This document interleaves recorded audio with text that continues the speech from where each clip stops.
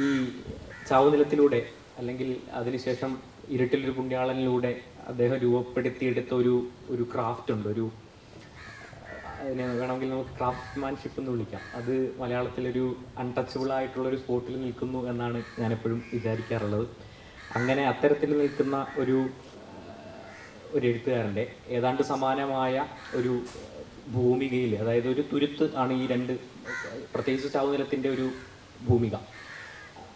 അതേ മായിക ഒരു പ്രപഞ്ചം തീർക്കുന്ന, അല്ലെങ്കിൽ ഭീതിയുടെയും ഒരു വല്ലാത്ത ആകാംക്ഷയുടെയും ജിജ്ഞാസയുടെയും ഒക്കെ ഒരു വലിയ തുടർച്ച ഇങ്ങനെ സംഭവിച്ചു പോകുന്ന രസകരമായ സംഭവങ്ങൾ ഇങ്ങനെ വന്ന് നിറഞ്ഞുകൊണ്ടിരിക്കുന്ന, അതേസമയം മനുഷ്യരുടെ ജീവിതത്തിലെ ഏറ്റവും സാധാരണമെന്ന് തോന്നുന്ന ജീവിത മുഹൂർത്തങ്ങളിൽ പോലും ഭീതിയുടെയും അതുപോലെ തന്നെ സന്ദിഗ്ധതകളുടെയും ഒക്കെ പ്രശ്നങ്ങൾ ഇങ്ങനെ കെട്ടുപിണഞ്ഞ് കിടക്കുന്ന രസകരമായ ക്രാഫ്റ്റ് കൈകാര്യം ചെയ്യുന്ന ആ ഒരു നോവലിനെ വെച്ചുകൊണ്ടായിരിക്കും സ്വാഭാവികമായും തുരുത്തിനെ സംബന്ധിച്ച് എഴുതപ്പെടുന്ന, അല്ലെങ്കിൽ ഏതാണ്ട് സമാനമായി എന്ന് തോന്നുന്ന ഒരു നോവലിലും നമ്മൾ ആദ്യം മനസ്സ് പോവുക. അങ്ങനെയാണ് ഞാൻ ചിന്തിച്ചതെന്നാണ് പറയാൻ ഉദ്ദേശിക്കുന്നത്.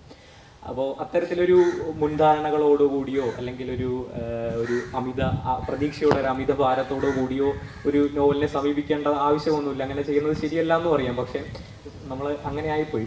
ഒരു എഴുത്തുകാരൻ്റെ മുൻരചന വെച്ചിട്ടായിരിക്കും അടുത്ത നോവൽ വായിക്കുന്നത് എന്നുള്ളതാണ്. അതിൽ അർത്ഥമില്ല, പക്ഷേ നിർഭാഗ്യവശാൽ അങ്ങനെയാണ്. അപ്പോൾ ഇത്തരത്തിൽ ഇത്രയും രസകരമായ ഒരു ക്രാഫ്റ്റ് കൈകാര്യം ചെയ്യുന്ന, അതിൻ്റെ ആ ഒരു ക്രാഫ്റ്റിനെ ഏറ്റവും അധികം ഇഷ്ടപ്പെടുന്ന ഒരാൾ എന്നുള്ള നിലയ്ക്ക് ഈ ഒരു നോവലിൻ്റെ ക്രാഫ്റ്റ്, അതായത് സമാനമായ ഒരു പ്രമേയം ആയതുകൊണ്ടാണ് പറയുന്നത്, ഈ ഒരു ക്രാഫ്റ്റ് ഇഷ്ടപ്പെടുമോ എന്നുള്ളതാണ് ഒരു പ്രശ്നം. ആദ്യത്തെ, അതായത് നോവൽ വായിച്ചു തുടങ്ങുമ്പോൾ നമ്മൾ അഭിമുഖീകരിക്കുന്ന ആദ്യത്തെ പ്രശ്നം. അപ്പോൾ PF മാത്യൂസിൻ്റെ എഴുത്തുകൾ ഇഷ്ടപ്പെടുന്ന ചില സുഹൃത്തുക്കളുണ്ട്. അപ്പോൾ ഈ നോവൽ വായിച്ചു കഴിയുന്ന സമയത്ത് അവരോട് ചർച്ച ചെയ്യുക, സ്വാഭാവികമായിട്ടും നമ്മളങ്ങനെ ചർച്ച ചെയ്യുമല്ലോ.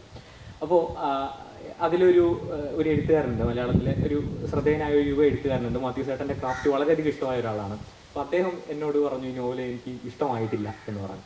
അപ്പോൾ ആ സമയത്ത് ഞാൻ ആ നോവൽ പൂർണ്ണമായിട്ട് വായിച്ചു കഴിഞ്ഞിട്ടില്ല.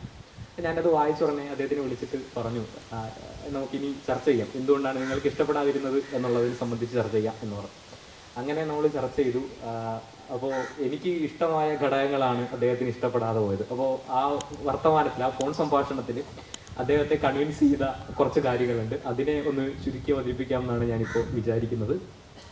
ഒരു 3 പ്രധാനപ്പെട്ട ഭാഗങ്ങളായിട്ട് ഈ സംഭാഷണത്തെ തിരിക്കാം എന്നാണ് ഞാൻ വിചാരിക്കുന്നത്. ഒന്ന്, എന്തുകൊണ്ട് ഈ നോവൽ സവിശേഷമാകുന്നു, അല്ലെങ്കിൽ എന്തുകൊണ്ട് എനിക്കിത് പ്രിയപ്പെട്ടതാകുന്നു എന്ന വ്യക്തിപരവും അതുപോലെ തന്നെ അതിൻ്റെ നോവലിൻ്റെ ഘടനാപരവുമായുള്ള സവിശേഷതകളെ വെച്ചുകൊണ്ട് സംസാരിക്കുന്നതാണ് ഒന്നാമത്തെ ഭാഗം. രണ്ടാമത്തെ ഭാഗം ഈ നോവൽ പ്രതിനിധീകരിക്കുന്ന രാഷ്ട്രീയവും അതിൻ്റെ രാഷ്ട്രീയ ധർമ്മവും അതുപോലെ തന്നെ പ്രതിപക്ഷം എന്നുള്ള ആശയത്തെ ഇതെങ്ങനെയാണ് അവതരിപ്പിക്കുന്നത് എന്ന് സംബന്ധിച്ച കാര്യമാണ്. മൂന്നാമത്തെ ഭാഗം ഒരു ഫൺ പാർട്ടാണ്. അത് ആ ഒരു ഭാഗത്ത് പറയാൻ ശ്രമിക്കാം. ഈ ആദ്യം സൂചിപ്പിച്ചതുപോലെ തന്നെ ആദ്യ നോവല് ഇപ്പോൾ ചാവുനിലത്തിൽ നിന്ന് തുടങ്ങുന്ന ഒരു ഭൂമിക, മുൻപ് സൂചിപ്പിച്ച അതേ ഒരു, അല്ലെങ്കിൽ നമ്മളെല്ലാവരും ഇഷ്ടപ്പെടുന്നതോ ഒക്കെ ആയിട്ടുള്ള ഒരു പ്രദേശത്തെ വെച്ചുകൊണ്ട് തീർത്തും വ്യത്യസ്തമായ, അല്ലെങ്കിൽ അതിന് സമാനമായ ഒരു കഥയാണ് അദ്ദേഹം പറയുന്നത്. ഈ നോവലിൻ്റെ ഏറ്റവും ഇതിൻ്റെ കീവേഡ് എന്ന് പറയാൻ പറ്റുന്ന ഒരു കാര്യം കാണായ്മ, അതായത് അദൃശ്യത അല്ലെങ്കിൽ ദൃശ്യത എന്ന് പറയുന്ന ഒരു താക്കോൽ വാക്കാണ്, ഒരു വ്യവഹാരമാണ്. അതായത് വിസിബിലിറ്റി. ഈ വിസിബിലിറ്റി റെപ്രസെൻറ്റേഷനുമായിട്ട് ബന്ധപ്പെട്ടാണ് നിലനിൽക്കുന്നതെന്ന് പറയാം. അതായത് നമ്മുടെ പ്രതിനിധാനം എന്ന് പറയുന്ന ഒരു കാര്യം. ഈ ദൃശ്യത കുറയുന്ന സന്ദർഭങ്ങളിലാണ് നമ്മൾ രാഷ്ട്രീയത്തിലാണെങ്കിലും അല്ലെങ്കിൽ ജനാധിപത്യത്തിലാണെങ്കിലും ഒക്കെ റെപ്രസെൻറ്റേഷൻ കൊണ്ടുവരുന്നത്. അപ്പോൾ ഇവിടെ ഈ രാഷ്ട്രീയ ഭൂപടത്തിൽ നിന്ന് തന്നെ ഇല്ലാതായിക്കൊണ്ടിരിക്കുന്ന ഒരു പ്രദേശത്തെ വെച്ചുകൊണ്ടാണ് അതിനെയാണ് ഇതിൻ്റെ പ്രധാനപ്പെട്ട കഥാഭൂമികയായിട്ട് അവതരിപ്പിക്കുന്നത്. അതുപോലെ തന്നെ ആ പ്രദേശത്ത് ജീവിക്കുന്ന മനുഷ്യരുടെ കാണാതാകലാണ് ഇതിൻ്റെ മുഖ്യ പ്രമേയമായിട്ട് വരുന്നത്. പക്ഷേ ഇതിൽ എപ്പോഴും അതായത് ഈ നോവലിൻ്റെ തുടക്കം മുതൽ കാണാതാവുന്ന ആളുകളിലൂടെ നമ്മൾ നോക്കിക്കഴിഞ്ഞാൽ ആരാണ് കാണാതാകുന്നത്, എന്തുകൊണ്ടാണ് അവരെ കാണാതാകുന്നത് എന്നുള്ളൊരു പ്രശ്നം എപ്പോഴും നമ്മുടെ മുമ്പിലേക്ക് അവതരിപ്പിക്കുന്നുണ്ട്. ഒന്ന്, എങ്ങനെയാണ് അതിൽ രാഷ്ട്രീയം കലരുന്നതെന്ന് ചോദിച്ചു കഴിഞ്ഞാൽ, ഒന്ന്, തുരുത്ത് എന്ന് പറയുന്ന ഒരു പ്രദേശം തന്നെ പൊതുവിൽ നമ്മൾ ഈ പ്രദേശത്തിനെ ഈ റിമോട്ട് ഏരിയ എന്നും അതുപോലെ തന്നെ അങ്ങനെ അത്തരത്തിൽ തിരിക്കുമ്പോൾ ഈ തുരുത്ത് പോലെയുള്ള പ്രദേശങ്ങൾ പൊതുവെ ഏതെങ്കിലും നിലയ്ക്ക് സാംസ്കാരികമായിട്ടോ സാമൂഹ്യമായിട്ടോ അധികാരപരമായിട്ടോ ഒക്കെ കുറച്ച്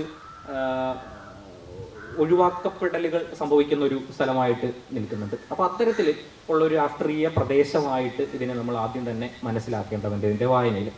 അതായത് വികസനത്തിൻ്റെ കാര്യത്തിലും മാധ്യമങ്ങളുടെ പരിഗണനയിലും ഭരണകൂടത്തിൻ്റെ താല്പര്യങ്ങളിലും ഒക്കെ പുറത്തു നിൽക്കുന്ന ഒരു പ്രദേശമായിട്ടാണ് ഇത് നിൽക്കുന്നത്. ഇവിടെ ഉണ്ടാവുന്ന മനുഷ്യരും അതിനെപ്പറ്റി നോവൽ തന്നെ പറയുന്നത് ഉള്ളപ്പോൾ തന്നെ ഇല്ലാതാകുന്ന സാധാരണക്കാരാണ് ആ പ്രദേശത്ത് സംഭവിക്കുന്നത്. അപ്പോൾ അത്തരത്തിൽ അടയാളപ്പെടുത്തപ്പെടാതെ പോകുന്ന കുറച്ച് മനുഷ്യരാണ്.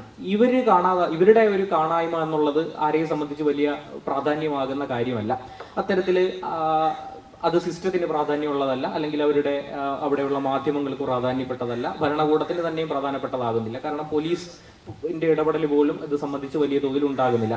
ഇനി അത് മാത്രമല്ല, വളരെ നാള് ഇങ്ങനെ ഒരു പ്രത്യേകമായ രാഷ്ട്രീയ ജീവിതം ജീവിക്കുന്ന മനുഷ്യരെ സംബന്ധിച്ച് സ്വയം അവർ തന്നെ അത്തരത്തിലുള്ള കാണായ്മകളെ അല്ലെങ്കിൽ അവരുടെ ജീവിതത്തെ തന്നെ അങ്ങനെയായിരിക്കും വിലയിരുത്തുകയും അത്തരത്തിലുള്ള ഒരു ജീവിതമായിരിക്കും ജീവിക്കുന്നത്. അപ്പോൾ അതുകൊണ്ട് തന്നെ അവരും ഈ കാണായ്മകളെ പറ്റി ആകുലപ്പെടുന്നില്ല. അപ്പൊ അത്തരത്തിൽ ആർക്കും വേണ്ടാത്ത കുറെ മനുഷ്യർക്ക് പിറകെ പോകുന്ന ഒരു സഞ്ചാരമാണ് ഈ നോവലിലുള്ളത്. അത് അന്വേഷിച്ചു പോകുന്നതും മറ്റുള്ളവർക്കൊന്നും വലിയ താല്പര്യമില്ലാത്ത, എന്നാൽ ഈ ഒരു വലിയ കഥാപാത്രം എന്ന് പറയാൻ പറ്റുന്ന യാതൊരു വിധമായിട്ടുള്ള ഒരു ജീവിത സാഹചര്യമോ കാഴ്ചപ്പാടുകളോ അല്ലെങ്കിൽ പ്രവൃത്തിയോ ഒന്നുമില്ലാത്ത ബാലു എന്ന് പറയുന്ന ഒരു സാധാരണ ചെറുപ്പക്കാരനാണ്. എന്തുകൊണ്ടാണ് ഇദ്ദേഹം ഈ കാണായ്മകൾ അന്വേഷിച്ചിറങ്ങുന്നു എന്നുള്ളത് തീർത്തും വ്യക്തിപരമായ ഒരു പ്രശ്നമാണ്.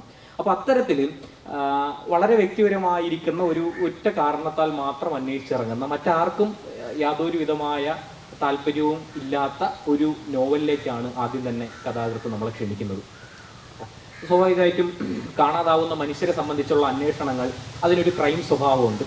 ക്രൈം എന്ന് പറയുമ്പോൾ തന്നെ, അല്ലെങ്കിൽ അത്തരത്തിലുള്ള ഒരു നരേഷൻ നമ്മൾ ഉദ്വേഗം ഉണ്ടാക്കുന്ന ഒരു എഴുത്താവാനാണ് സാധ്യത. പ്രത്യേകിച്ചും മാത്യു ചേട്ടൻ്റെ മറ്റു നോവലുകൾ വായിച്ചുള്ള ഒരാളെ സംബന്ധിച്ച് ഇത് അദ്ദേഹത്തിന് ഏറ്റവും ഫലപ്രദമായ, ഏറ്റവും കൈയടക്കത്തോടുകൂടി അദ്ദേഹത്തിൻ്റെ ഒരു ടെറിട്ടറിയാണ്.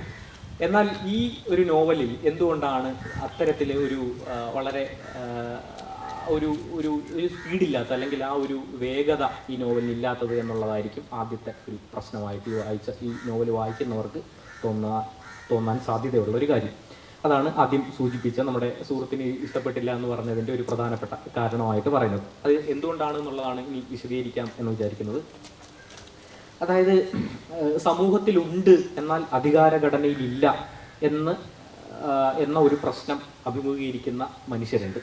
ഈ മനുഷ്യർ ആർക്കും വേണ്ടാത്തവരാണെന്ന് പറഞ്ഞതുപോലെ അവരുടെ ആ ഒരു നിലനിൽപ്പ്, അവരുടെ ഒരു ജീവിതം ഒന്നും ഒരു രാഷ്ട്രീയ പ്രശ്നമായിട്ട് മാറുന്നില്ല. ഇതാണ് ഈ നോവൽ കൈകാര്യം ചെയ്യുന്ന പ്രധാനപ്പെട്ട രാഷ്ട്രീയ പ്രശ്നം.